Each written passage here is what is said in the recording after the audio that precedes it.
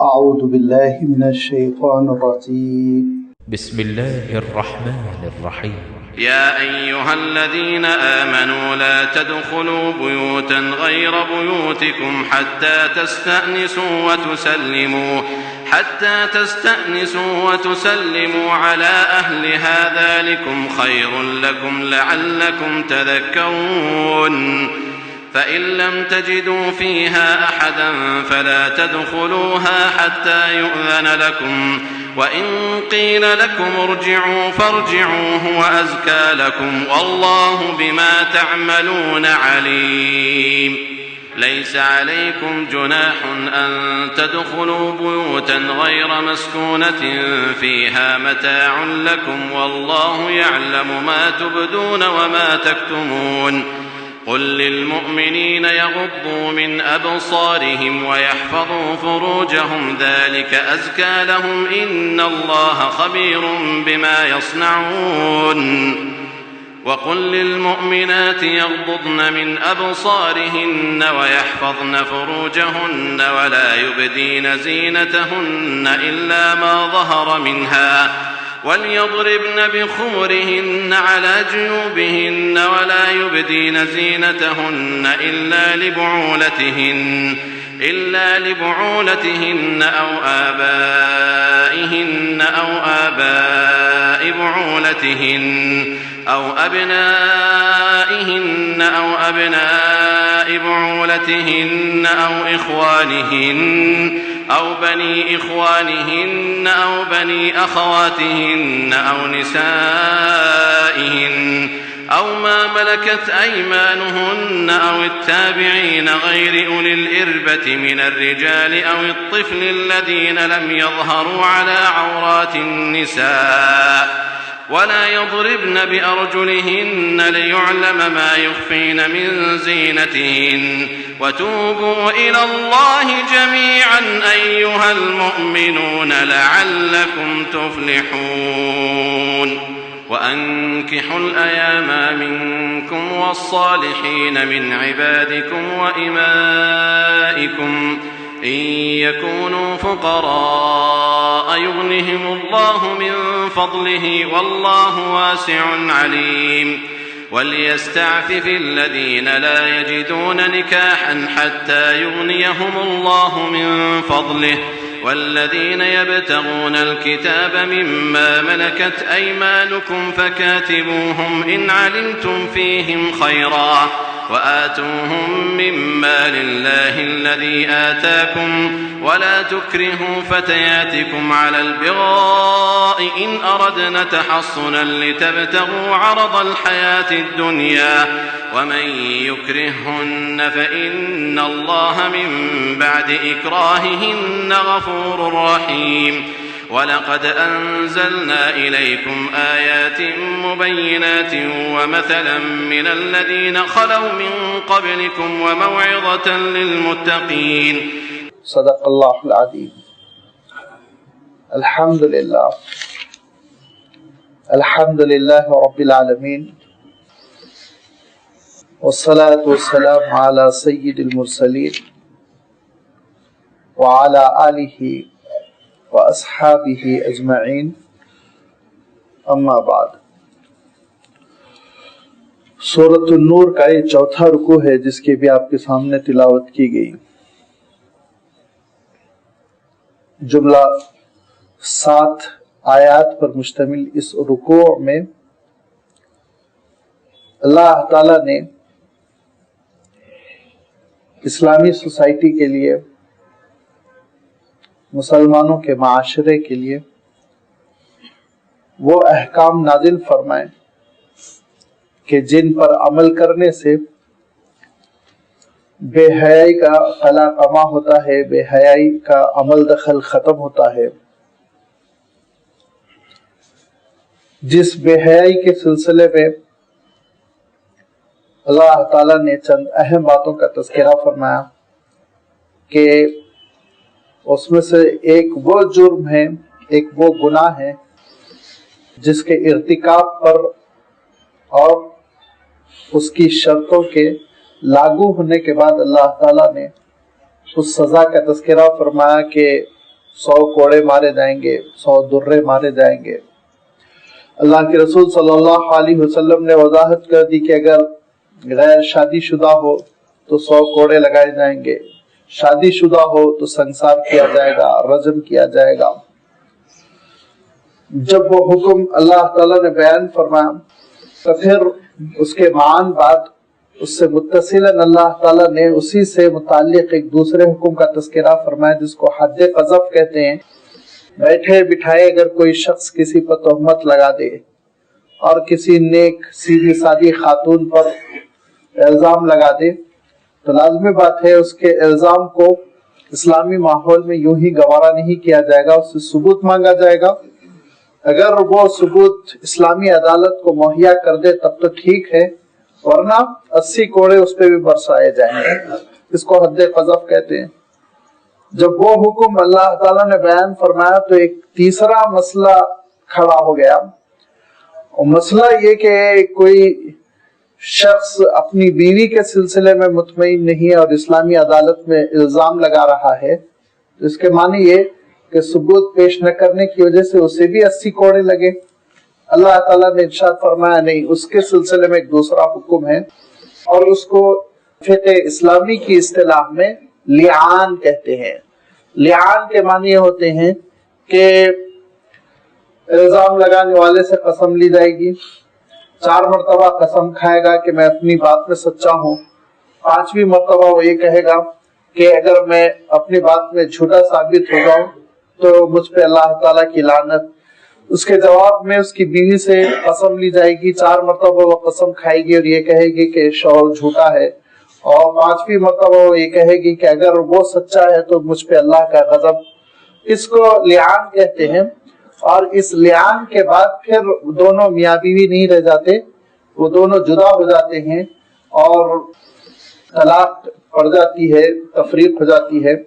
اس حکم کا تذکرہ فرمایا، اور اس تیسرے حکم کے بعد اللہ تعالیٰ نے ایک چوتھی بات کا تذکرہ فرمایا، اور وہ یہ کہ مدینہ منورہ کے ماحول میں اللہ کے رسول صلی اللہ علیہ وسلم کے خلاف ایک سازش رچی گئی تھی، اور ام المؤمنین حضرت عائشہ رضی اللہ تعالیٰ عنہ کے سلسلے میں بدگوئی کی گئی تھی، گستاخی کی گئی تھی۔ اللہ تعالیٰ نے اس کی خبر لی، 10 آیتیں نازل فرمائیں، جس میں نہ صرف یہ کہ حضرت عائشہ رضی اللہ تعالیٰ عنہ کی برات نازل فرمائی، بلکہ وہیں اللہ تعالیٰ نے مسلمانوں کو پابند کیا کہ جو بات سن لیں اس کی روایت نہ کریں، جو بات کان میں پڑ جائے وہ دوسرے سے بیان نہ کرے، تحقیق کریں۔ اور اس کو اللہ تعالیٰ نے گناہ عظیم بیان فرمایا، اور یہ بھی ارشاد فرمایا کہ جو شخص مسلم سوسائٹی میں بے حیائی پیدا کرنا چاہتا ہے اس کے لیے بہت دردناک عذاب ہے۔ اور یہ دردناک عذاب اس لیے ہے کہ میں عرض کر چکا ہوں کہ انسانی سوسائٹی کو بگاڑنے اور تباہ کرنے کے لیے اور صراط مستقیم سے ہٹانے کے لیے ابلیس جو 2 طریقے اپناتا ہے، اس میں ایک طریقہ اس کا شرک ہے، شرک کے ذریعے سے انسانوں کو ڈیمیج کرتا ہے، تباہ کرتا ہے، اور دوسرا بے حیائی ہے، عریانیت پیدا کر کے سوسائٹی کو تباہ و برباد کر دیتا ہے۔ لہذا اللہ تعالیٰ نے یہاں سختی کے ساتھ یہ بات ارشاد فرمائی کہ جو شخص، جو گروپ، جو کمپنی، جو انڈسٹری یہ چاہے گی کہ اہل ایمان کے درمیان بے ایمانی پھیل جائے، بے حیائی پھیل جائے، ان الذین یحبون ان تشیع الفاحشۃ فی الذین آمنوا لہم عذاب علیم فی الدنیا والآخرہ۔ اور پھر اس کے بعد اللہ تعالیٰ ارشاد فرماتا ہے دیکھو شیطان کی پیروی نہ کرو، یہ تو تم کو برباد کرنا ہی چاہتا ہے۔ اس نے تو کھل کر یہ اعلان کیا کہ میں ابن آدم کو جنت میں داخل نہیں ہونے دوں گا، لہذا تم اس کی پیروی کیسے کر سکتے ہو، اس کی سازش کے تم کیسے شکار ہو سکتے ہو؟ وہ تو حکم دے گا یأمر بالفحشاء والمنکر، گناہوں کا، وہ تو حکم دے گا بے حیائی کا، اور بے حیائی کو وہ 2 عناوین سے، 2 عنوانوں سے، 2 مختلف ناموں سے انسانی سوسائٹی کے اندر پیدا کرتا ہے۔ ایک تو کلچر کے نام پر، تہذیب کے نام پر، ثقافت کے نام پر، اور دوسرے مذہب کے نام پر۔ مذہب کے نام پر بھی وہ عریانیت پیدا کرتا ہے اور لوگوں کو ننگا کرتا ہے۔ لہذا آپ کے ملک میں بھی مذہب کے نام پر اس نے بہت سارے لوگوں کے اندر اوریانیت پیدا کی تھی اور پیدا کر رہا ہے، آج بھی ہے۔ بہت سارے لوگ یہ سمجھتے ہیں کہ ننگے رہنے سے ان کا خالق اور ان کا مالک راضی ہوگا وغیرہ وغیرہ۔ یہ دراصل شیطان کی وہ الٹی پٹی ہے جو اس نے ان لوگوں کو پڑھا رکھی ہے۔ اور یہی نہیں بلکہ مکہ مکرمہ میں اس نے یہ بے حیائی پیدا کی تھی اور لوگوں کو پٹی پڑھائی تھی کہ حرم میں گناہ کے کپڑوں میں طواف کیسے کرو گے، لہذا ننگے طواف کرو۔ اللہ تعالیٰ نے وہ احکام نازل فرمائے جس سے بے حیائی کا انسداد ہو سکے، بے حیائی پر پابندی لگ سکے۔ اور پھر اللہ تعالیٰ نے اس جرم کو، اس گناہ کو اتنا ناپسند کیا کہ اس کی جو ابتدائی جراثیم ہوتے ہیں وہ ابتدائی جراثیم پر ہی اللہ تعالیٰ نے پابندی لگا دی۔ جب مرض بہت ہی خطرناک قسم کا ہوتا ہے تو اس کے انیشیل اسٹیج میں جو سمٹمز ہوتے ہیں اسی پہ کنٹرول کرنا ضروری ہو جاتا ہے، ورنہ ذرا سا وہ آگے بڑھ گیا مرض تو اس کے بعد قابو میں نہیں آتا۔ مثلا کینسر کا مسئلہ ہے کہ اگر ذرا سا بڑھ گیا، سیکنڈ اسٹیج میں داخل ہو گیا تو قابو میں نہیں آ پاتا، لہذا بالکل ابتدا میں اس کا تدارک کر دینا اور اس کا علاج کر دینا یہ بہتر ہوتا ہے۔ چنانچہ اللہ تعالیٰ نے زنا کو اتنا بڑا جرم قرار دیا، اتنا بڑا گناہ قرار دیا کہ اس ناپسندیدہ گناہ کے ارتکاب پر جہاں پتھر مار مار کے ہلاک کرنے کی سزا دنیا میں رکھی، وہی اللہ تعالیٰ نے جو ماحول بنایا اس پر آپ غور کیجیے کہ ذہن میں خیال ہی نہ ہو۔ لہذا ماحول بنانے کے لیے اللہ تعالیٰ نے جو احکام قرآن پاک میں نازل فرمائے اور جن کی وضاحت اللہ کے رسول صلی اللہ علیہ وسلم نے مختلف احادیث میں فرمائی، وہ احکام کا یہاں پر آغاز ہو رہا ہے۔ وہ احکام دھیرے دھیرے آپ کے سامنے آتے چلے جائیں گے، لیکن ایک بات اللہ کے رسول صلی اللہ علیہ وسلم کی میں کوٹ کرتا چلوں کہ آپ صلی اللہ علیہ وسلم نے ارشاد فرمایا کہ شریعت اسلامی میں، اسلامی ماحول میں نکاح کو اتنا آسان کر دیا گیا کہ گناہ اور زنا بہت ناممکن اور مشکل اور پیچیدہ ہو جائے۔ لہذا اب آپ دیکھیے انتظامات جو کیے گئے، اور پھر اس کے بعد سے اللہ کے رسول صلی اللہ علیہ وسلم نے جو تربیت دی قرآن مجید کی آیتوں کی روشنی میں، وہ یہ کہ بے محابہ تعلقات نہ ہو، خلط ملط نہ ہو، یعنی اختلاط نہ ہو، اور پھر نگاہوں پر بھی پہرے بٹھائے، اور نگاہوں کو پہرے بٹھانے کے بعد اتنا ماحول پاکیزہ کیا گیا، صاف ستھرا، کہ گھروں میں ہم کیسے زندگی بسر کریں اس کے سلسلے میں وضاحت کر دی گئی۔ یہیں سے آغاز ہو رہا ہے۔ پہلا حکم جو اللہ تعالیٰ یہاں بیان فرما رہا ہے کہ ہم گھروں میں کیسی زندگی بسر کریں، جس سلسلے میں ہماری سوسائٹی میں بہت کوتاہی ہوتی ہے اور بہت سمجھانے کے باوجود پتہ نہیں اس میں احتیاط نہیں پیدا ہوتی۔ اب یہ جو احکام ہے ہم غور سے سنیں، یہ اللہ تعالیٰ کا کلام ہے، یہ اللہ تعالیٰ کا حکم ہے، یہ کسی مفتی صاحب کا فتویٰ نہیں، یہ کسی صاحب کا مشورہ نہیں ہے، یہ حکم خداوندی ہے۔ لہذا حکم خداوندی ہم پر کیسے نافذ ہونا چاہیے یہ ہم سوچ لیں۔ اللہ تعالیٰ ارشاد فرماتا ہے کہ یا ایھا الذین آمنو، اے ایمان والو، لا تدخلوا بیوتا غیر بیوتکم، دیکھو تم اپنے گھروں کے علاوہ کسی بھی گھر میں اس وقت تک داخل نہ ہو، کب تک؟ حتی تستأنسوا، یہاں تک کہ تم ان گھر والوں سے استیناس نہ کر لو، ان کو مانوس نہ کر لو، ان کو خبر ہو جائے، معلوم ہو جائے کہ تم داخل ہونے والے ہو۔ وَتُسَلِّمُوا عَلَىٰ أَهْلِهَا، اور اس گھر میں رہنے والوں کے لیے تم سلام نہ کر لو۔ جب تک سلام نہ کر لو اور جب تک اپنے آمد کی اطلاع ان کو نہ دے دو تم داخل نہ ہو۔ ذالکم خیر لکم لعلکم تذکرون، یہی تمہارے لیے بہتر ہے تاکہ تم نصیحت حاصل کر سکو، تاکہ تم سدھر سکو۔ فَإِن لَّمْ تَجِدُوا فِيهَا أَحَدًا، اگر گھر میں تم کسی کو نہیں پاتے ہو، تمہاری رائے یہ ہے، تمہارا اندازہ یہ ہے گھر میں کوئی نہیں ہے، فَلَا تَدْخُلُوهَا حَتَّى يُؤْذَنَ لَكُمْ، تب بھی اس گھر میں تم اس وقت تک داخل نہ ہو جب تک کہ تم کو اجازت نہ دے دی جائے۔ یہ ہے حکم۔ حضور اکرم صلی اللہ علیہ وسلم نے اس کی بہت ہی وضاحت کے ساتھ تشریح فرمائی، اور دسیوں حدیثیں ہیں جس میں اللہ کے رسول صلی اللہ علیہ وسلم نے اس مسئلے کی وضاحت فرمائی۔ اس کو عام طور پر حدیث کی کتابوں میں باب الاستئذان میں بیان کیا جاتا ہے۔ استئذان کے معنی ہوتے ہیں اجازت لینا۔ اجازت کیسے لی جائے گی؟ گھر پر جب ہم آ رہے ہوں، پہنچ رہے ہوں اپنے دوست کے، اپنے رشتہ دار کے، تو ہم کیسے داخل ہوں؟ چنانچہ اللہ کے رسول صلی اللہ علیہ وسلم نے پہلی بات تو یہ ارشاد فرمائی کہ آپ دروازہ کھٹکھٹائیں گے یا استیناس کریں گے، جس کا حکم یہاں دیا گیا ہے۔ استیناس انس سے بنا ہے لفظ، الف نون سین۔ انس کے معنی آپ جانتے ہیں نا، کسی سے انس ہو گیا ہے، یعنی اس سے تعارف ہو گیا ہے، اس سے محبت ہو گئی ہے، اس سے تعلق ہو گیا ہے، اس معنوں میں اردو میں استعمال ہوتا ہے۔ اسی لفظ سے یہ عربی کی ایک دوسری شاخ نکلی جس کے معنی استیناس کے ہوتے ہیں، جس کے معنی یہ کہ اپنے وجود سے، اپنی موجودگی سے لوگوں کو مانوس کر دینا کہ میں ہوں یہاں پر۔ کیسے؟ اللہ کے رسول صلی اللہ علیہ وسلم نے ارشاد فرمایا کہ کھٹکھار کر تم کرو، آواز نکال کر کرو، اور دروازہ کھٹکھٹا کر کرو، کسی بھی چیز سے بہرحال تم یہ اطلاع دے دو کہ تم دروازے پہ موجود ہو، اور پھر اس کے بعد سے سلام کرو، تسلموا علی اہلھا، السلام علیکم کہو۔ یہ آپ صلی اللہ علیہ وسلم نے حکم دیا۔ تیسری بات اللہ کے رسول صلی اللہ علیہ وسلم نے ارشاد فرمایا پھر اجازت لو صاف لفظوں میں۔ کیسے؟ مثلا تم یہ کہو میں فلاں ہوں، اور کیا میں اندر آ سکتا ہوں؟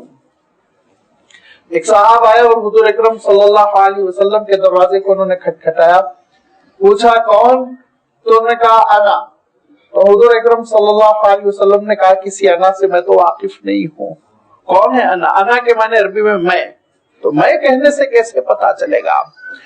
حضور اکرم صلی اللہ علیہ وسلم نے جو خادم بیٹھے ہوئے تھے ان کو باہر بھیجا اور کہا جا کے ان کو سکھاؤ، بتلاؤ کہ کیسے اجازت لی جاتی ہے۔ چنانچہ انہوں نے بتلایا کہ تم بتاؤ، تم اپنا نام بتاؤ اور کس کے بیٹے ہو بتاؤ، تاکہ پوری طرح پتا چل جائے کہ تم کون ہو۔ چنانچہ حضرت ابو موسیٰ اشعری رضی اللہ تعالیٰ عنہ جب کسی کے گھر جاتے تو السلام علیکم کہتے، انا ابو موسیٰ الاشعری کہتے، تاکہ کسی قسم کا کوئی ابہام نہ رہ جائے، کنفیوژن نہ رہ جائے، سننے والا پوری طرح سن لے۔ حضرت عمر رضی اللہ تعالیٰ عنہ کا معمول بتایا کہ حضور اکرم صلی اللہ علیہ وسلم کے دروازے پہ آئے اور کھٹکھٹایا، اور کھٹکھٹانے کے بعد کہا کہ ایدخل عمر بن الخطاب، خطاب کا بیٹا عمر کیا آ سکتا ہے؟ اس کو اجازت مل سکتی؟ اب سننے والا فیصلہ کرے گا اجازت دی جائے یا نہ دی جائے۔ اللہ تعالیٰ آگے چل کے ارشاد فرما رہا ہے فَإِن قِيلَ لَكُمُ ارْجِعُوا فَارْجِعُوا هُوَ أَزْكَىٰ لَكُمْ، اگر تم سے کہا جائے واپس لوٹ جاؤ تو واپس لوٹ جاؤ، یہی تمہارے حق میں بہتر ہے۔ لہذا ہم یہ نہ سمجھے کہ کسی کے گھر پہ پہنچ جائے تو ملاقات ہمارا پیدائشی حق ہے، ہم ریکویسٹ کر رہے ہیں، بہت ممکن ہے وہ سنے، بہت ممکن ہے وہ ریجیکٹ کر دیں، بہت ممکن ہے وہ مسترد کر دے اور یہ کہے میرے ملنے کا وقت نہیں۔ لہذا پتہ یہ چلا کہ اجازت لینے کے بعد اگر اجازت ملی تو ملاقات ہوگی، اجازت نہ ملی تو کوئی حرج نہیں، اور اس کو برا نہ سمجھو۔ کہا کیوں؟ ہوا ازکیٰ لکم، شاید تمہارے حق میں یہ بہتر ہو، شاید تمہارے حق میں یہ بہتر ہو۔ اللہ تعالیٰ نے کیا مقدر فرمایا پتہ نہیں، کوئی تکلیف دہ بات ہو جاتی، جھگڑا ہو جاتا، لڑائی ہو جاتی، دوری پیدا ہو جاتی، اسی لیے کس موڈ میں ہے، غصے میں ہے، بیماری میں ہے، تھکا ہوا ہے، وہ تم سے کہہ رہا ہے کہ نہیں میں فی الحال نہیں مل سکتا ہوں، لہذا چلے جائے، واپس ہو جائے۔ اور اس کے لیے اللہ کے رسول صلی اللہ علیہ وسلم نے جو ترتیب بیان فرمائی وہ یہ کہ 3 مرتبہ تم اجازت لو، انما الاستئذان ثلاث فرمایا، تیسری مرتبہ بھی تم کو اجازت نہ ملے تو واپس ہو جاؤ، کوئی مسئلہ نہیں ہے۔ اس میں یہ نہ سمجھو کہ میری انا کو ٹھیس پہنچی اور پھر میری شخصیت کو نقصان ہو گیا اور میں اجازت لیا اور انہوں نے اجازت نہیں دی، ہرگز نہیں۔ آپ صلی اللہ علیہ وسلم ارشاد فرماتے ہیں کہ اس میں کسی قسم کا کوئی حرج نہیں، اگر تم کو اجازت ملے تو ٹھیک ہے، نہ ملے تو واپس ہو جاؤ۔ اور آپ صلی اللہ علیہ وسلم حضرت سعد ابن عبادہ رضی اللہ تعالیٰ عنہ کے گھر پہنچے اور حضور اکرم صلی اللہ علیہ وسلم نے اجازت چاہیے السلام علیکم کہا، آواز نہیں آئی۔ دوسری مرتبہ السلام علیکم کہا، آواز نہیں آئی۔ تیسری مرتبہ السلام علیکم کہا، حدیث صحیح ہے، آواز نہیں آئی۔ آپ صلی اللہ علیہ وسلم دھیرے دھیرے واپس ہو گئے۔ دوڑ کے حضرت سعد ابن عبادہ رضی اللہ تعالیٰ عنہ نکل کر انہوں نے حضور اکرم صلی اللہ علیہ وسلم کو پکڑ لیا اور کہا کہ اللہ کے رسول، میں دھیرے دھیرے جواب دے رہا تھا، آواز میری بلند نہیں تھی، میں دھیرے دھیرے جواب دے رہا تھا۔ تو اللہ کے رسول صلی اللہ علیہ وسلم نے ارشاد فرمایا، اتنی دبی دبی آواز میں جواب دینے سے مجھے کیسے پتا چلے گا؟ تو حضرت سعد بن عبادہ کہتے ہیں کہ آپ میرے گھر والوں کے لیے سلامتی کی دعا کر رہے تھے تو میری خواہش تھی کہ میں دھیرے دھیرے جواب دوں اور آپ بار بار سلامتی کی دعا دیتے رہے، لہذا اس بنیاد پر میں خاموشی سے ہلکی ہلکی آواز میں کہہ رہا تھا۔ اور پھر مجھے جب اندازہ ہوا کہ آپ لوٹ رہے تو آپ صلی اللہ علیہ وسلم نے کہا تین مرتبہ کے بعد بھی اجازت نہ ملے تو واپس ہونے میں کوئی حرج نہیں، لہذا میں واپس ہو رہا تھا۔ پھر حضور اکرم صلی اللہ علیہ وسلم تشریف لے گئے اور بلا کسی ناراضگی کے آپ صلی اللہ علیہ وسلم وہاں تشریف فرمائے اور کچھ تناول فرمایا، بات چیت فرمائی۔ تو پتہ یہ چلا کہ اگر 3 مرتبہ اجازت لینے کے باوجود اجازت نہیں مل رہی ہے تو لوٹ جانے میں کوئی حرج نہیں۔ جب اللہ کے رسول صلی اللہ علیہ وسلم نے لوٹ جانے میں کوئی حرج نہیں محسوس کیا تو پھر سوچئے کہ ہمارا اور آپ کا مسئلہ کیا ہوگا۔ اور حضرت سعد بن عبادہ رضی اللہ تعالیٰ عنہ کا بھی جو عمل تھا اس پہ بھی آپ غور کیجئے کہ یہ اظہار محبت کا ایک طریقہ ہے، یہ اظہار عقیدت کا ایک طریقہ ہے۔ دوسرا ایک طریقہ وہ ہوتا کہ اللہ کے رسول صلی اللہ علیہ وسلم کی آواز سننے کے ساتھ ہی امتی دوڑ پڑے اور پھر فوراً استقبال کرے اور فوراً بلا کسی توقف کے، بلا کسی تاخیر کے آپ صلی اللہ علیہ وسلم کی خدمت میں حاضر ہو جائے۔ ایک یہ طریقہ ہے، اور ایک یہ طریقہ ہے کہ حضرت سعد بن عبادہ نے اپنایا، اور لازمی بات ہے جلیل القدر صحابی ہے وہ، اور انصاری صحابہ میں ان کا بڑا اونچا مقام ہے، تو لازمی بات ہے ان کے فعل پر، ان کے اس عمل پر کسی قسم کا کوئی حضور اکرم صلی اللہ علیہ وسلم نے ناراضگی کا اظہار بھی نہیں فرمایا۔ اور یہ پتا چلا کہ اظہار محبت کے الگ الگ طریقے ہیں، اظہار محبت کے الگ الگ انداز ہے، لہذا اگر کوئی کسی کے سلسلے میں یہ دیکھے کہ وہ حضور اکرم صلی اللہ علیہ وسلم سے اظہار محبت کا وہ طریقہ اپناتا ہے جو طریقہ اس کا اپنا نہیں ہے، تو یہ نہ سمجھے کہ وہ محبت میں پیچھے ہے، ناکام ہے، بلکہ اللہ کے رسول صلی اللہ علیہ وسلم سے محبت تو پوری امت رکھتی ہے، اس کے اظہار کے طریقے مختلف ہو سکتے ہیں۔ لہذا حضور اکرم صلی اللہ علیہ وسلم نے تاکید کی کہ 3 مرتبہ اگر تم اجازت لو اور اجازت نہ ملے تو تم واپس ہو سکتے ہو۔ یہ اللہ کے رسول صلی اللہ علیہ وسلم نے اس لیے ارشاد فرمایا، اور اسلامی سوسائٹی میں یہ حکم اس لیے دیا گیا تاکہ زبردستی ملاقات اور مسلط ہونا اور آرام میں خلل کرنا یہ انسان ضروری نہ سمجھے۔ جو کسی بھی شخص کی ایک پرائیویسی ہوتی ہے، اس کی اپنی ایک تنہائی ہوتی ہے، اس کی اپنی ایک شخصیت ہوتی ہے، اس کا اسلام نے بہت احترام کیا ہے۔ اسلام کا یہ مزاج نہیں ہے کہ خفیہ گھروں میں اور بیڈ رومز میں کیمرے لگائے جائیں اور اس کے بعد ان کی نجی سرگرمیوں کو وہ سارے مجمع میں لایا جائے، عوام میں لایا جائے، دکھایا جائے، مذاق اڑایا جائے۔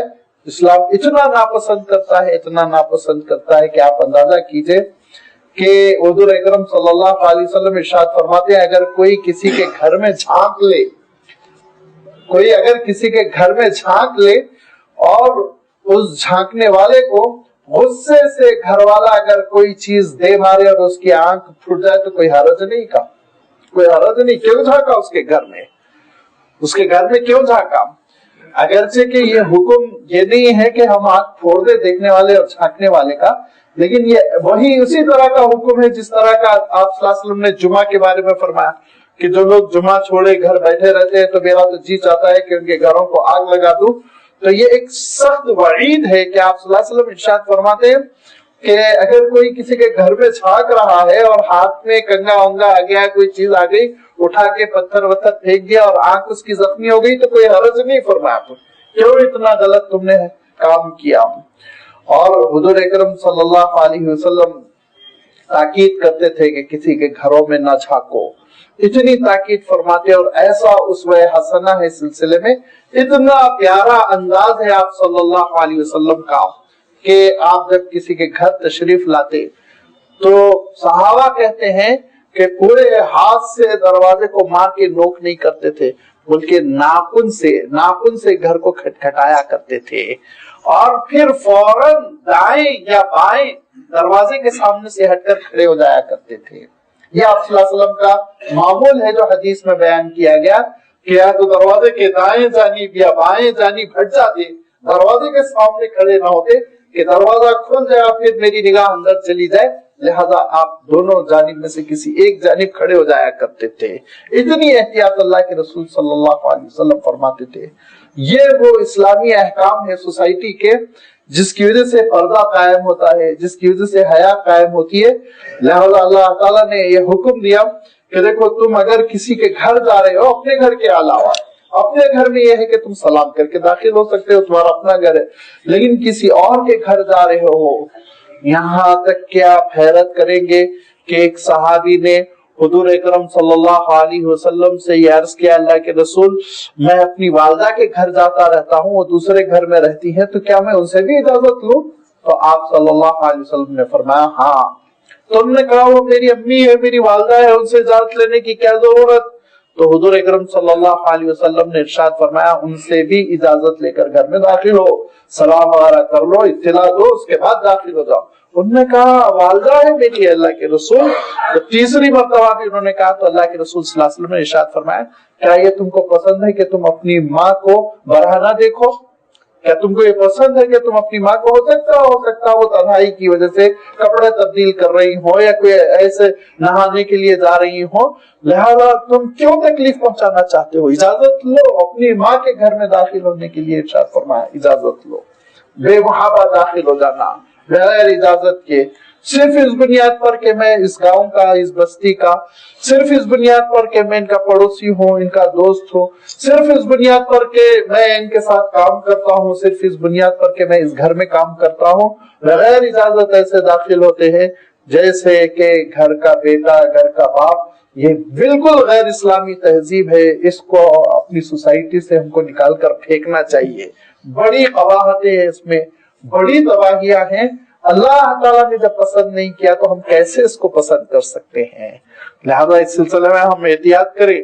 اور یہ جو ماحول بن گیا ہے بالکل مغرب زدہ ماحول کہ دندناتے ہوئے لوگ گھروں میں داخل ہو جاتے ہیں، کس بنیاد پر؟ اس بنیاد پر کہ یہ بھائی کے دوست ہیں، اس بنیاد پر کہ کار ڈرائیو کرتے ہیں، اس بنیاد پر کہ یہ گھر میں کام کرتے ہیں۔ نعوذ باللہ، یہ بالکل اسلامی تعلیمات کے خلاف ہے، جائز نہیں ہے۔ اور داخل وہی ہو سکتے ہیں جو محرم، جن کا اللہ تعالیٰ نے آگے حکم دیا ہے۔ آگے اللہ تعالیٰ نے ان کے بارے میں ارشاد فرمایا، یہاں ان دو آیتوں میں اللہ تعالیٰ نے یہ بات ارشاد فرمائی کہ دیکھو اپنے گھر کے علاوہ کسی گھر میں اس وقت تک داخل نہ ہو وقت کہ تم استیناس نہ کر لو۔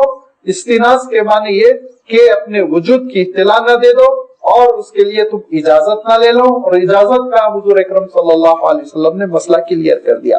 اور تم سلام نہ کر لو، یہ بھی بہت پسندیدہ چیز ہے۔ اپنے گھر میں بھی جب آپ داخل ہو رہے ہو تو آپ دروازے پر السلام علیکم کہیں۔ ایک تو یہ کہ گھر والے سمجھ جائیں گے کہ پتا چلے گا کہ صاحب آ رہے، اور دوسرے سلام کی دعا ہوگی، جتنی بار ہوگی گھر میں اتنا ہی اچھا خیر و برکت سلامتی آئے گی۔ لہذا یہ بھی پسند کیا گیا ہے، مستحب قرار دیا گیا ہے کہ جب بھی گھر داخل ہونے لگے ہم تو السلام علیکم کہے، وَتُسَلِّمُ عَلَىٰ أَهْلِهَا ذَلِكُمْ خَيْرٌ لَكُمْ لَعَلَّكُمْ تَذَكَّرُونَ۔ یہ تمہارے لیے بہتر ہے اگر تم نصیحت حاصل کرو۔ فَإِن لَمْ تَجِدُوا فِيهَا أَحَدًا، اگر کسی گھر میں تم یہ سمجھتے ہو کوئی بھی نہیں ہے تب بھی فَلَا تَدْخُلُوهَا حَتَّى يُؤْذَنَ لَكُمْ، یہاں تک کہ تم کو اجازت نہ مل جائے۔ وَإِن قِيلَ لَكُمُ ارْجِعُوا، اور اگر کبھی تم سے کوئی کہہ دے لوٹ پڑو، फरजिउ, तो लौट जाओ, हुआ अज़का लकुम, वो तुम्हारे लिए बहुत बेहतर है। एक बुजुर्ग गए, 2-3 बार उन्होंने खटखटाया, उसके बाद उनको जवाब मिला नहीं अभी हम मिलने की पोजीशन में नहीं, तो बहुत खुश वापस आए। लोगों ने कहा इतना खुश मुलाकात नहीं हुई। वो कहने लगे हुआ अज़का लकुम, अल्लाह ताला ने जो बात इरशाद फरमाई थी कि ये तुम्हारे लिए ज्यादा अच्छा है, बेहतर है, आज मुझे मौका मिल रहा है कि वो ज्यादा अच्छी चीज मिले, ज्यादा बेहतर चीज मिले, इस पे तो अमल का मौका ही नहीं मिलता, इसलिए मैं खुश हुआ। वल्लाहु बिमा तामलून अलीम, बेशक जो कुछ तुम करते हो अल्लाह ताला उससे वाकिफ है। तुम्हारी सारी सरगर्मियों से, तुम्हारे अमाल से अल्लाह ताला बखूबी वाकिफ है।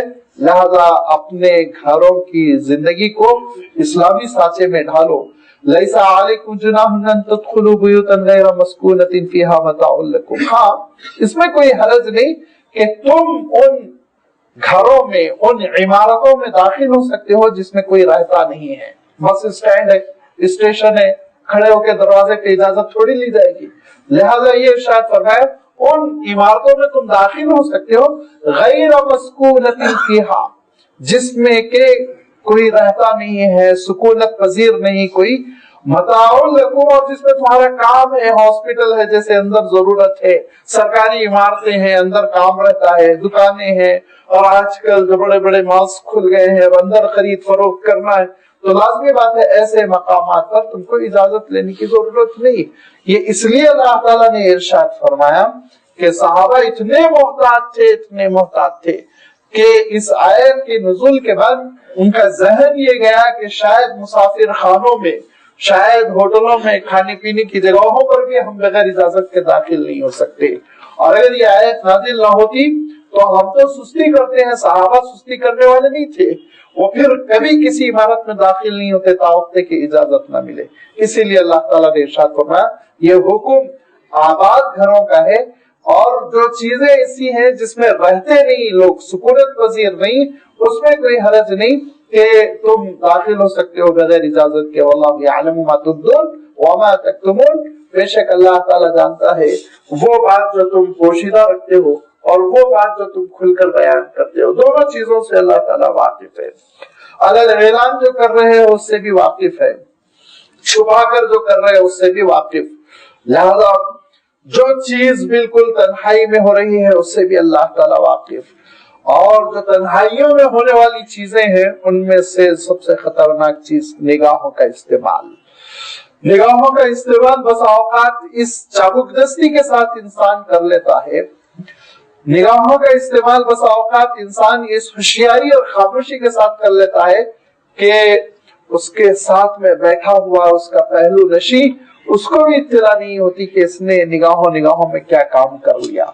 लेकिन फरमाया कि हो सकता तुम्हारा करीबी रफीक उससे वाकिफ ना हो, लेकिन याद रखो मौला और परवरदिगार वो बेखबर नहीं, वो जानता है। लिहाजा कुल लिल मुमिनीन, ए नबी आप मोमिन मर्दों से इरशाद फरमाए यगुद्दू मिन अब्सारिहिम, निगाहों पर काबू रखें, निगाहें नीची रखें। गद्दुल बसर, निगाहों को पस्त रखना, निगाहों को नीची रखना। वयहफज़ू फुरूजहुम, और अपने सतर की हिफाजत करें। इसका 2 मफहूम है, अभी मैं इसको बयान करूंगा। अल्लाह ताला ने मोमिन मर्दों और मोमिन औरतों को हुक्म दिया, और उसकी वजह अभी तशरीह आ रही है, अभी वजाहत आ रही है कि निगाहों पर काबू और कंट्रोल रखा जाए। गज़े बसर जिसको कहते हैं, जो शरीयत इस्लामी का बहुत मारूफ मसला है। गज़े बसर किसको कहते हैं, निगाहों को काबू में रखना किसको कहते हैं, इसकी वजाहत आ जाएगी आगे। अल्लाह ताला ने इरशाद फरमाया वयहफज़ू फुरूजहुम, और अपने सतर की भी हिफाजत करें। ये भी जरा तफसीली मसला है, और इसमें दोनों चीजें आ गई। एक मुफस्सिरीन ने फरमाया बेसतरी, बेसतरी यानी जो जिस्म के आज़ा पोशीदा रखना चाहिए उनको सतर कहते हैं अरबी में। जिन इंसानी आज़ा को छुपाना चाहिए उन आज़ा को अगर खोला जाए तो ये बेसतरी कहलाती है। इसको इस्लाम में पसंद नहीं किया गया। मर्द के लिए नाव से लेके घुटने तक को छुपाना जरूरी करार दिया गया। अब इसमें अगर कोई बेसतरी करता है तो लाजमी बात है वो नाजायज काम करता है। अगर घुटना खुल जाए तो नापसंदीदा अमल है, उसको टोका जाएगा। اور اگر ران کھل جائے گی تو سرزنش کی جائے گی، اور اگر وہ سطر غلیظ کھول دیتا ہے تب پھر اس کو سزا دی جائے گی، اس کو جیل میں بند کر دیا جائے گا۔ اس بے ستری کے سلسلے میں یہ حکم ہے کہ یحفظوا فروجہم، اپنے سطر کی حفاظت کریں، جبکہ بعض دوسرے مفسرین نے حفظ فروج سے مراد لیا کہ گناہ کا ارتکاب نہ کریں، زنا کا ارتکاب نہ کریں۔ کیوں؟ اس لیے کہ اللہ تعالیٰ نے ایک ابتدائی حکم نازل فرما کر یہ ارشاد فرمایا کہ دیکھو اس ابتدائی حکم پر عمل کرو گے تو انتہائی نتیجہ بھی نہیں پیدا ہوگا، اس کی میں بھی وضاحت کروں گا۔ ذالک ازکی لہم، بے شک یہ تمہارے لیے زیادہ بہتر ہے، یہ تمہارے لیے زیادہ پاکی کا ذریعہ ہے۔ ان اللہ خبیر بما یصنعون، جو کچھ انسان کر رہے ہیں سے اللہ تعالیٰ بخوبی واقف ہے۔ وَقُلْ لِلْمُؤْمِنَاتِ يَغْضُضْنَ مِنْ أَبْصَارِهِنَّ، اور مومن خواتین سے بھی آپ اے نبی کہہ دیں کہ وہ نگاہوں کو قابو میں رکھیں، غض بصر کریں اور نگاہیں پست رکھیں۔ وَيَحْفَظْنَ فُرُوجَهُنَّ، اور وہ بھی اپنے سطر کی حفاظت کریں۔ خواتین کا سطر یہ بتایا گیا کہ سوائے چہرے اور سوائے ہاتھوں کے ان کو پورا جسم چھپانا چاہیے، لہذا یہ حصے نہ کھلنے پائے، اللہ تعالیٰ یہ حکم دے رہا ہے۔ اور اسی کے ساتھ ساتھ بے حیائی کا عمل وہ بھی نہ کریں۔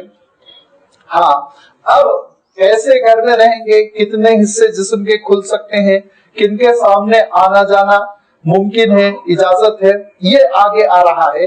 اس سے پہلے غض بصر کس کو کہتے ہیں اس کی میں وضاحت کر دوں۔ جیسے کہ میں نے ابھی آپ کی خدمت میں بات عرض کی کہ نگاہوں کو پست رکھنا، نگاہوں کو جھکانا، ہم یہ سب ترجمہ کرتے ہیں، لیکن غض بصر کے اصل معنی یہ ہے کہ آنکھوں کی حفاظت کرنا، آنکھوں کو غلط استعمال سے بچانا، ہر ناجائز چیز کو دیکھنے سے نگاہوں کو بچانا، یہ ہے غض بصر۔ جتنی چیزیں ناجائز ہے وہ ساری ناجائز چیزوں کو دیکھنے سے نگاہوں کو بچانا۔ اب نگاہوں کو نیچے رکھنا، پست رکھنا، اس سے غلط فہمی نہیں ہونی چاہیے کہ کوئی اوریا قسم کی، ننگی قسم کی تصویر ہے، اس کو نیچے رکھ کے نیچے جھانک رہا ہوں، میں تو نگاہوں کو نیچے رکھا ہوا ہوں، یہ معنی نہیں۔ اس کے معنی یہ ہے کہ آنکھوں پر کنٹرول کرنا اور کسی بھی ناجائز چیز کے دیکھنے کے لیے آنکھوں کا استعمال نہ کرنا۔ آنکھوں کے استعمال کے سلسلے میں اللہ تعالیٰ نے جو احکام نازل فرمائے، جس کا آغاز یہاں ہو رہا ہے اور جس کی تشریح اللہ کے رسول صلی اللہ علیہ وسلم نے فرمائی، اس کا سب سے بڑا سبب یہ ہے کہ حضور اکرم صلی اللہ علیہ وسلم یہ ارشاد فرماتے ہیں کہ نگاہیں وہ تیر ہیں جو راست دل پر جا کر لگتی ہیں اور بہت زہریلے تیر ہے، فرمایا آپ صلی اللہ علیہ وسلم نے، یہ زہریلے تیر ہیں جو انسان کے دل پر جا کر لگتے ہیں اور دل کو زہر آلود کر دیتے ہیں۔ نگاہوں سے پھر انسان کے اعمال بگڑنا شروع ہوتے ہیں۔ نگاہوں کے غلط استعمال سے دماغ کو غلط میسج ملتے ہیں، اور جب دماغ کو غلط میسج ملتے ہیں تو وہ زہر آلود ہوتا ہے، دھیرے دھیرے بگڑتا ہے، اور جب دل و دماغ بگڑتے چلے جاتے ہیں تو پھر انسان گناہوں کا مرتکب ہو جاتا ہے اور گناہوں پر نڈر ہو جاتا ہے، جری ہو جاتا ہے، ان کا ارتکاب کر جاتا ہے۔ اسی لیے جب نگاہیں پاک ہوتی ہیں تو پھر اس کے اثرات دل و دماغ پر بہت اچھے پڑتے ہیں۔ اللہ کے رسول صلی اللہ علیہ وسلم نے ایک بات ارشاد فرمائی، اور وہ اللہ کے رسول صلی اللہ علیہ وسلم کا ارشاد ہمارے بہت سارے سوالات کا جواب ہے۔ بہت سے سوال یہ اٹھتے ہیں کہ نمازوں میں مزہ نہیں آتا، نمازوں میں دل نہیں لگتا، تلاوت میں مزہ نہیں آتا، تلاوت میں دل نہیں لگتا۔ حضور اکرم صلی اللہ علیہ وسلم ارشاد فرماتے ہیں کہ نگاہوں پر قابو رکھو، بدنگاہی نہ کرو۔ یاد رکھو، بدنگاہی کرو گے تو پھر تم کو عبادتوں میں حلاوت نصیب نہیں ہوگی۔ یہ آپ صلی اللہ علیہ وسلم کا ارشاد ہے۔ جب نمازوں میں مزہ نہیں آ رہا ہے، حلاوت نہیں محسوس ہو رہی، تو اس کے معنی یہ کہ نگاہیں ہماری قابو میں نہیں ہیں۔ لہذا نگاہوں پر قابو کرنے کے لیے آپ صلی اللہ علیہ وسلم نے ارشاد فرمایا، بہت ممکن ہے راستہ دیکھنے کے لیے، سامنے دیکھنے کے لیے جب تم نظر اٹھاؤ تو کسی ناجائز چیز پر نگاہ پڑ جائے، تو فرمایا پھر فوراً تم نگاہ ہٹا لو. یہ ہے پہلی نظر. پہلی نظر کا ترجمہ بعض لوگ یہ کرتے ہیں کہ پہلی مرتبہ گندی چیز کو آدھے گھنٹے تک دیکھتے رہو پلک جھپکے بغیر تو یہ پہلی نگاہ ہے, یہ معاف ہے. نہیں, پہلی نگاہ کے معنی یہ ہے کہ آپ صلی اللہ علیہ وسلم نے ارشاد فرمایا ناپسندیدہ چیز پر نگاہ پڑنے کے بعد جتنی دیر میں تم فیصلہ کر سکو کہ یہ غلط میں دیکھ رہا ہوں, اتنی دیر میں ہی تم اپنی نگاہ جب پھیر لو تو یہ پہلی نگاہ ہوگی. اس پر اللہ تعالیٰ پکڑ نہیں کرے گا, اس پر پکڑ نہیں ہوگی. پھر اس کے بعد سے دوسری مرتبہ جب دیکھو گے تو اپنے ارادے سے دیکھو گے, نیت کے ساتھ, بری نیت کے ساتھ دیکھو گے تو پھر پکڑ ہوگی, پھر اس کو گناہ میں شمار کیا جائے گا. لہذا آپ صلی اللہ علیہ وسلم نے ارشاد فرمایا کہ جیسے ہی کسی غلط چیز پر نگاہ پڑ جائے, فوراً جیسے ہی دماغ کو یہ میسج ملا, پیغام ملا کہ میں غلط چیز دیکھ رہا ہوں, نگاہوں کو وہاں سے ہٹا لو. اس میں مرد عورت دونوں شریک ہے. یہ کبھی غلط فہمی نہیں ہونی چاہیے کہ عورتیں پردے شرعی کر لینے کے بعد, حجاب میں رہنے کے بعد وہ جس چیز کو چاہے دیکھتی چلی جائیں. نہیں, ان کو بھی اجازت نہیں ہے, ان کو بھی نگاہوں پر کنٹرول کرنا چاہیے اور مردوں کو بھی نگاہوں پر کنٹرول کرنا چاہیے. پھر اس کے بعد اللہ کے رسول صلی اللہ علیہ وسلم نے یہ ارشاد فرمایا, دیکھو یاد رکھو یہ جو بے حیائی کا بڑا گناہ ہے جس کو زنا کہتے ہیں نا, اس کی قسمیں ہیں. فرمایا اس کی قسمیں ہیں, ہاتھ بھی کرتا ہے, پیر بھی کرتا ہے, خالی جسم نہیں کرتا بلے نگاہ بھی کرتی ہے. لہذا اگر بدنگاہی کر رہے ہو تو یہ نگاہوں کا زنا ہے. اور پھر جیسے کہ میں نے عرض کیا, جہاں دنیا میں عبادتوں سے حلاوت ختم ہو جائے گی وہیں اللہ تعالیٰ کے پاس بندہ وہ ناقابل اعتبار ہو جائے گا. لہذا اللہ تعالیٰ ارشاد فرماتا ہے تمہاری کھلی ہوئی سرگرمیوں سے, تمہاری چھپی ہوئی سرگرمیوں سے اللہ تعالیٰ واقف ہے. لہذا مومن مردوں سے کہہ دیں کہ وہ اپنے نگاہوں پر قابو رکھیں. جب نگاہوں پر قابو رکھیں گے تو لازمی بات ہے غلط باتیں دل و دماغ میں نہیں پیدا ہوں گی, اور جب دل و دماغ صاف ستھرے ہوں گے تو بے حیائی کا ارتکاب نہیں ہوگا. لہذا یہ ابتدا ہے نگاہوں پر کنٹرول, اور اس کی انتہا یہ ہے کہ زنا سے حفاظت ہوگی. اور درمیان میں جو اسباب ہے, انتظامات ہے, اس کا بھی تذکرہ فرمایا اللہ تعالیٰ نے, وہ آگے آ رہے ہیں. ذالک ازکی لہم, یہ تمہارے لیے بہتر ہے, یہ زیادہ پاکی کا ذریعہ ہے. ان اللہ خبیر بما یصنعون, جو کچھ انسان کر رہے ہیں اس سے اللہ تعالیٰ واقف ہے. قل للمؤمنات, اور مومن خواتین سے بھی اے نبی آپ فرما دیں یغضضن من ابصارہن, کہ وہ نگاہوں پر قابو رکھیں, وَيَحْفَظْنَ فُرُوجَهُنَّ, اور وہ اپنے صدر کی حفاظت کرے, وَلَا يُبْدِينَ زِينَتَهُنَّ إِلَّا مَا ظَهَرَ مِنْهَا, اور وہ اپنے زیب و زینت کو ظاہر نہ کرے, جو بناؤ سنگار کی ہوئی ہیں, زیورات پہنی ہوئی ہیں, وہ سب کو ظاہر بالکل نہ کرے. کیسے؟ وَلْيَضْرِبْنَ بِخُمُرِهِنَّ عَلَى جِيُوبِهِنَّ, اب ایک بڑے سے کپڑے کو بطور دوپٹہ اپنے جسم پر ڈال لیں, ایک چادر کو اپنے جسم پر ڈال لیں, جس سے کہ ان کا جسم ساتر ہو جائے, پوشیدہ ہو جائے, چھپ جائے.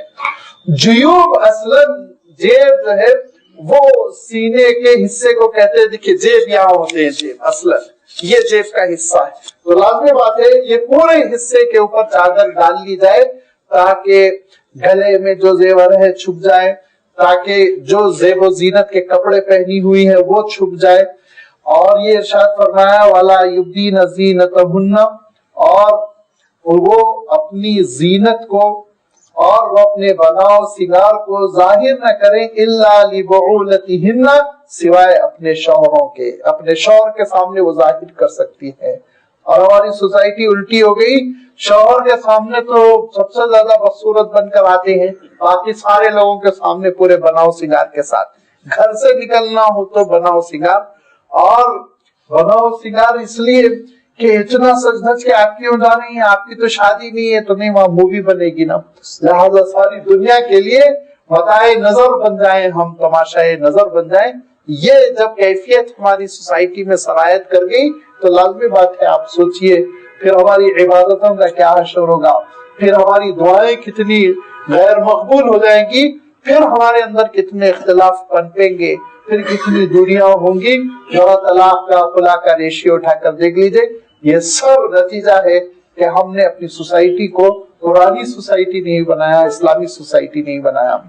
فرمایا کہ اپنی زیب و زینت کو تم ظاہر نہ کرو، ہاں اگر کر سکتے ہو تو صرف شوہر کے سامنے، آبائہن والد کے سامنے، اور آبا ان کا جب لفظ آیا تو سارے مفسرین اس بات پر متفق ہے کہ اس سے مراد والد، دادا، نانا، اور اگر اتفاقاً پردادا بقید حیات ہے تو وہ بھی، پرنانا بقید حیات ہے تو وہ بھی، اوپر جتنا بھی سلسلہ چلے گا راست وہ سب داخل ہو جاتے ہیں۔ او آباء بعولتہن، یا خسر کے سامنے جس کو ہم سسر کہتے ہیں، یعنی شوہر کے والد، ان کے سامنے بھی خاتون آ سکتی ہیں، ان سے بھی پردہ نہیں ہے۔ او ابنائہن، اپنے بیٹوں سے بھی پردہ نہیں ہے۔ او ابناء بعولتہن، چھوٹا سا ترجمہ اس کا کروں میں، اور سوتیلے بیٹوں سے بھی پردہ نہیں ہے۔ لفظی ترجمہ یہ ہے او ابناء بعولتہن، اور شوہروں کے بیٹوں سے بھی پردہ نہیں ہے جو دوسری بیویوں سے ہوئے، یعنی سوتیلے بیٹوں سے بھی پردہ نہیں ہے۔ او اخوانہن، بھائیوں سے بھی پردہ نہیں ہے اور ان کے سامنے عام کپڑوں کے ساتھ خاتون نکل سکتی ہیں۔ او بنی اخوانہن، یا پھر بھائی کے بیٹوں کے سامنے جس کو ہم عرف عام میں بھتیجا کہتے ہیں۔ او بنی اخواتہن، بہن کے بیٹوں کے سامنے بھی وہ نکل سکتی ہے جس کو ہم عرف عام میں بھانجا کہتے ہیں۔ اور نسائہن، اور خواتین کے سامنے بھی وہ آ سکتی ہیں جو خواتین کام کاج کرتی ہیں، رشتہ دار ہوتی ہے، آس پڑوس کی ہوتی ہے۔ او ما ملکت ایمانہن، یا پھر وہ ملازم عورتیں جو مختلف قسم کی خدمتیں انجام دیتی ہیں، وہ بھی سامنے آ سکتی ہیں، کوئی حرج نہیں۔ اب التابعین غیر اولی الارباح، اور سوسائٹی میں بعض لوگ ایسے ہوتے ہیں جو ذرا طفیلی قسم کے ہوتے ہیں، ضعیف ہو گئے، ان کا خود کوئی کنبہ نہیں، خاندان نہیں، لہذا کسی بوڑھے کو جو دور کے رشتہ دار ہیں، لیکن لازمی بات ہے ایسے موقع پر انسان اپنے گھر میں رکھ لیتا ہے، ان کے کھانے پینے کا انتظام کرنا پڑتا ہے، وہ بڑے بوڑھے ہوتے ہیں، ان کا اٹھنا بیٹھنا مشکل ہوتا ہے، لہذا ان کو گھر کے کسی حصے میں رکھا جاتا ہے۔ یہ سوسائٹی میں عام طور پر ہوتا رہتا ہے۔ تو فرمایا ابھی تابعین، یا ایسے ضمنی قسم کے لوگ غیر اولی الارباح، جن کی اب کوئی حاجت نہیں رہے گی، اب کوئی شادی وغیرہ کی عمر کے نہیں رہ گئے، 80 سال 90 سال کے ہو گئے، من الرجال، مردوں میں سے، ان کے سامنے بھی پھر خواتین آ سکتی ہیں۔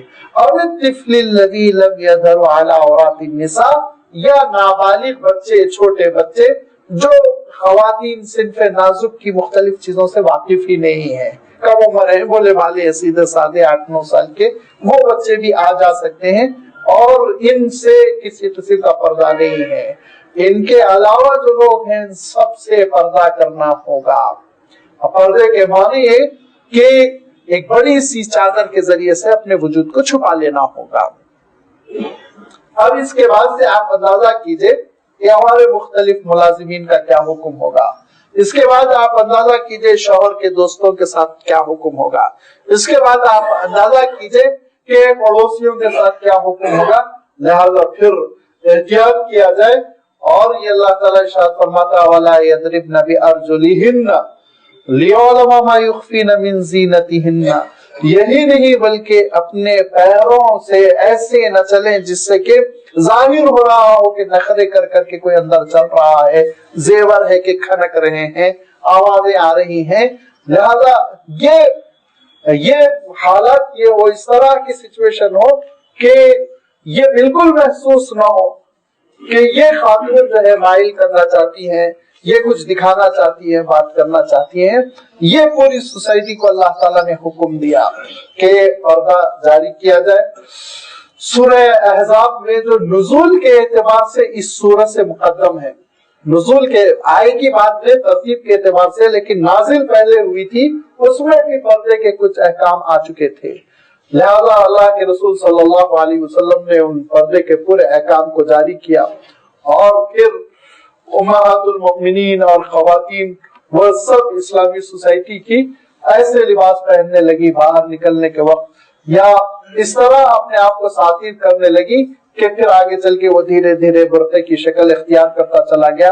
لیکن یاد رکھیے برقعوں میں بھی زینت نہیں ہونی چاہیے کہ اصلاً چیز یہ ہے کہ خاتون اپنی زینت کو چھپائے، اتنا چھپائے کہ حضور اکرم صلی اللہ علیہ وسلم ارشاد فرماتے ہیں کہ خاتون جو عطر لگائے تو اس میں خوشبو نہیں ہونی چاہیے، اس کی خوشبو مرد غیر محرم نہ سونگھ سکے. یہ ہے مرد اگر خوشبو والا عطر لگائے کوئی حرج نہیں، لیکن خواتین ایسے پرفیومز نہ استعمال کریں کہ وہ پرفیوم لگا کر جا رہی ہوں اور ان کی خوشبو مہک رہی ہے، آپ لوگ پلٹ پلٹ کے دیکھ رہے ہیں کون گزر رہا. یہ اسلام ان ساری چیزوں کو پسند نہیں کرتا، اور احتیاط کی تاکید کی گئی. اور سوسائٹی ہم اپنی بنائے، مدینہ منورہ کی سوسائٹی ہم سوسائٹی اپنی بنائے، خاندانی نظم ہم بنائے حضور اکرم صلی اللہ علیہ وسلم کے زمانے کا. اس کے بعد پھر آپ دیکھیے کیسی برکتیں نازل ہوں گی اور کتنی دین کی خدمت ہوگی. اور چونکہ پوری کی پوری سوسائٹی بگڑتی چلی جا رہی ہے اور ہم پر مسلط کر دیا گیا ہے کلچر، اور ہم پر مسلط کر دیا گیا ہے زندگی کا ایک طریقہ. لہذا اللہ تعالیٰ ارشاد فرماتا ہے مسلمانوں تم سب مل کر توبہ کرو، وَتُوبُوا إِلَى اللَّهِ جَمِيعًا أَيُّهَا الْمُؤْمِنُونَ، اے ایمان والو اجتماعی طور پر توبہ کرو، اجتماعی طور پر توبہ کرو. انفرادی توبہ بہت آسان ہے، لوگ کر لیتے ہیں، اجتماعی توبہ بہت مشکل ہے، اس سے لوگ راہ فرار اختیار کرتے ہیں. اجتماعی توبہ کیا ہے کہ اجتماعی طور پر ہماری زندگی میں اسلام آ جائے. آج پوری دنیا چاہتی ہے کہ اجتماعی طور پر لوگوں کی زندگی میں اسلام نہ آئے. انفرادی طور پہ کوئی شکایت نہیں، آپ 24 گھنٹے مسجد میں رہیے، کوئی شکایت نہیں ہے، لوگ خوش ہوں گے، بلکہ کھانا لا کے دیں گے، آپ کو بڑی بڑی دعوتیں کریں گے. آپ 24 گھنٹے نہیں، پورا سال آپ مسجد میں بیٹھے رہیں اور تلاوت کرتے رہیں، اس کے بعد آپ دیکھیے انشاءاللہ کسی قسم کی کوئی زحمت نہیں ہوگی، حکومت کی جانب سے وظیفے جاری ہوں گے اور مسجد کی دہلیز پر لا کے آپ کو بریانی کھلائیں گے لوگ. لیکن جب آپ اجتماعی اسلام کی بات کریں گے تو لوگوں کے سینے پہ پھر سانپ رینگے گا، تب لوگ پریشان ہوں گے یہ اجتماعی طور پر اسلام کی کیوں بات کر رہے ہیں. اللہ تعالیٰ ارشاد فرماتا ہے کہ اجتماعی توبہ کرو اور اجتماعی طور پر دین قائم کرو. تمہاری شادیوں میں دین ہو، تمہاری تجارتوں میں دین ہو، تمہارے معاملات میں دین ہو، تمہاری سوسائٹی میں دین ہو، تمہارے محلوں میں دین ہو. پورا کا پورا دین جب قائم ہوگا تو پھر اس کے بعد سے اللہ تعالیٰ کی نصرت کے وعدے پورے ہوں گے، کیونکہ فرمایا وَتُوبُوا إِلَى اللَّهِ جَمِيعًا أَيُّهَا الْمُؤْمِنُونَ، اے ایمان والو اجتماعی طور پر توبہ کرو. کیوں؟ لَعَلَّكُمْ تُفْلِحُونَ، تاکہ تم بامراد ہو سکو، تاکہ تم اپنی منزل کو، اپنے مقصد کو پا سکو. پھر انہی میں جو انتظامات گناہوں کے انسداد کے لیے، بے حیائی کی رکاوٹ کے لیے، بے حیائی پہ کنٹرول کرنے کے لیے جو احکام ہے، استزان سے جہاں سلسلہ شروع ہوا، نگاہوں پر کنٹرول سے جہاں سلسلہ شروع ہوا، وہیں ایک بہت ہی اہم قسم کا حکم ہے جو اللہ تعالیٰ نے نازل فرمایا وَآكِحُ الْأَيَامَ مِنْكُمْ وَالصَّالِحِينَ مِنْ عِبَادِكُمْ وَإِمَائِكُمْ، اور یاد رکھو جو تم میں غیر شادی شدہ ہے ان کا نکاح کر دیا کرو. الایامہ کا میں سمپل ترجمہ کر رہا ہوں، غیر شادی شدہ، بڑی تفصیل ہے، اور اس تفصیل میں یہ بھی آ جاتا ہے کہ وہ مرد عورتیں جو طلاق پا چکے ہیں، یا وہ خواتین جو بیوہ ہو چکی ہیں، یا وہ مرد جن کی بیویاں وفات پا گئی ہوں، غرض کے ہر قسم کے وہ مرد اور عورتیں جو نکاح کے قابل ہے اور نکاح میں نہیں ہے، وہ ایامہ میں آ جاتے ہیں. ایم کے معنی یہ کہ شادی کا محتاج، نکاح کا محتاج. لہذا فرمایا وَأَنْكِحُوا الْأَيَامَ مِنْكُمْ، اور ان میں سے جو لوگ شادی کے منتظر بیٹھے ان کے نکاح کا بندوبست کرو. نکاح کر لیں گے، خاندان بسا لیں گے تو بے حیائی نہیں کریں گے. نکاح نہیں کرو گے صرف اس لیے کہ ابھی تمہاری آمدنی اتنی نہیں ہوئی کہ گھر والوں کو کپڑے بنا سکو، ابھی تمہاری آمدنی اتنی نہیں ہوئی کہ فلاں شادی خانے میں شادی کر سکو، اس پیمانے کا ولیمہ کر سکو، لہذا 20-25 لاکھ جمع کر لو تب ہم تمہاری شادی کریں گے. اور وہ بیچارہ کما رہا ہے، جمع کر رہا ہے، لہذا شادی کی عمر اس کی ختم ہوتی جا رہی ہے. اور پھر کبھی کبھی انسانی تقاضوں کی وجہ سے شیطان غالب آ جاتا ہے، گناہ کر جاتا ہے، تو سوسائٹی گناہ گار ہے، اس کے بڑے گناہ گار ہے جو اس کو شادی کرنے سے روک رہے ہیں. یہ جیسے ہی شادی کے قابل ہو جائے، آگے اللہ تعالیٰ نے ارشاد فرمایا روزی روٹی دینے والے تم ہو کیا؟ تم دیتے ہو، کسی کو کھلا سکتے ہو؟ وہ تو اللہ تعالیٰ ہے. لہذا وقت آنے پر نکاح کر دو، اللہ تعالیٰ کشادگی پیدا کرے گا۔ وَأَنكِحُوا الْأَيَامَ مِنكُمْ، اور نکاح کر دو جیسے جیسے شہر و تہذیب بڑھتی جا رہی ہے اور یہ شہروں کی تہذیب قائم ہوتی جا رہی ہے، نکاح بہت لیٹ ہوتے جا رہے ہیں، لہذا موجودہ دور میں 35 سال 30 سال تو ایک عام سی عمر ہو گئی ہے، جبکہ حضور اکرم صلی اللہ علیہ وسلم نے اپنا پہلا نکاح 24 سال کی عمر میں فرمایا، لہذا پتہ ہی چلا کہ یہ وہ مناسب عمر ہے جس عمر میں 1-2 سال کمی بیشی کے ساتھ نکاح ہو جائے تاکہ انسان کے اوپر گھر کی ذمہ داری پڑ جائے، گھر کا بوجھ پڑے گا تو کمائے گا بھی، گھر کا بوجھ پڑے گا تو پھر ذرا گناہوں سے کترائے گا بھی، گھر کا بوجھ پڑے گا تو وہ بہت ساری پازیٹیو کوشش میں ایکٹیویٹیز میں لگے گا، لہذا اللہ تعالیٰ ارشاد فرماتا ہے کہ وَأَنكِحُوا الْأَيَامَ مِنكُمْ، جب دیکھتے ہیں ہم کہ اب بالکل آخری حد ہو گئی، اب اگر شادی نہیں کریں گے تو پیرانہ سالی کا لکڑی کا سہارا بھی نہیں رہ جائے گا، لہذا اب شادی کرو، لیکن یہ گھوڑے کے دانت ٹوٹنے کے بعد لگام لگانے سے تھوڑی مسئلہ حل ہوتا ہے، لگام اس وقت لگائیے جبکہ دانت ہے تاکہ ادھر ادھر منہ نہ ڈالے وہ، لہذا اللہ تعالیٰ ارشاد فرماتا ہے جو غیر شادی شدہ ضرورت مند ہے ان کی شادی کا بندوبست کرو۔ اتنا آسان فرمایا اللہ کے رسول صلی اللہ علیہ وسلم نے نکاح کو، کہ نکاح کا پروسیجر یہ ہے کہ مرد اور عورت کی جانب سے مجلس منعقد ہو، 2 گواہ کم سے کم اس مجلس میں ہوں، جن کے لیے شرط ہے کہ وہ مسلمان عاقل و بالغ ہونا چاہیے، غیر مسلم کی گواہی سے نکاح نہیں ہوگا، 2 بس موجود ہوں کافی ہے، ضروری نہیں آپ ان کے والد دادا پردادا کی تحقیق کریں، 2 مسلمان عاقل و بالغ مرد بیٹھے ہیں بس کافی ہے، ان کی گواہی میں مرد کی جانب سے ایجاب ہو، عورت کی جانب سے قبول ہو، اور مہر کی مقدار طے ہو جائے، نکاح ہو گیا، ختم قصہ۔ اس کے لیے اب اس کے بعد سے یہاں تک کہ خطبہ نکاح بھی سنت میں سے ہے، واجبات میں سے نہیں ہے، ولیمہ بھی سنت ہے، واجبات میں سے نہیں ہے، یہ نکاح ہو گیا اور اس نکاح کے بعد پھر آرام سے رخصتی ہو سکتی ہے، کسی قسم کی کوئی رکاوٹ نہیں ہے۔ اس نکاح کے مسئلے کو اللہ کے رسول صلی اللہ علیہ وسلم نے اتنا آسان فرمایا تو ہم نے اس کو اتنا مشکل کیا کہ 1 سال پہلے سے خرچے شروع کر دیتے ہیں، انگیجمنٹ کا خرچہ، جیسے جیسے وقت قریب آئے بیچارہ غریب نوجوان ہمارے گھبراہٹ کے مر جائے، ہر دن نیا خرچہ، اور پھر اس کے بعد سے وہ خرچوں کا انبار، بوجھ اور وہ تکلفات اور وہ خرافات جس کی وجہ سے اتنا نکاح مشکل ہو گیا کہ سوسائٹی میں زنا آسان ہو گیا، بدل دیا ہم نے سوسائٹی کو، بگاڑ دیا ہم نے سوسائٹی کو۔ اللہ کے رسول صلی اللہ علیہ وسلم نے ہمارے خاندانی نظام کو جیسے بنایا تھا، خاندان کا اللہ کے رسول نے جو سسٹم قائم کیا تھا اس کو ہم نے پورا الٹ دیا، اور اس کے بعد دعویٰ ہے محبت کا، اس کے بعد دعویٰ ہے عشق کا، اس کے بعد دعویٰ ہے اس چیز کا اس چیز کا۔ سوچئے اللہ تعالیٰ ارشاد فرما رہا ہے کہ نہ صرف یہ کہ جو شادی کے ضرورت مند ہے ان کا نکاح کر دو، بلکہ وَالصَّالِحِينَ مِنْ عِبَادِكُمْ وَإِمَائِكُمْ، تمہارے جو غلام اور جو تمہاری لونڈیاں ہیں، اس زمانے میں غلام اور لونڈیاں ہوا کرتی تھی، ان کا بھی نکاح کر دو آپس میں، ان کو بھی ایسے نہ چھوڑو۔ يَكُونُ فُقَرَاءَ، اگر تم یہ سمجھتے ہو کہ یہ ضرورت مند ہیں، محتاج ہیں، پیسے والے نہیں ہیں، تو ٹھیک ہے، يُغْنِهُمُ اللَّهُ مِنْ فَضْلِهِ، اللہ اپنے فضل سے ان کو غنی کر دے گا۔ تمہاری ذمہ داری نہیں ہے دولت دینا، تمہاری ذمہ داری نہیں ہے رزق دینا، رزق کی تقسیم کا ڈپارٹمنٹ اللہ تعالیٰ نے اپنے ہاتھ میں رکھا، بندوں کے ہاتھ میں نہیں رکھا، ورنہ بہت ڈنڈی مارتے لوگ۔ لہذا فرمایا کہ اللہ تعالیٰ اپنے خزانے سے ان کو بے نیاز کرے گا، نکاح تو کرو تم، واللہ واسع، اللہ کے پاس کمی نہیں ہے۔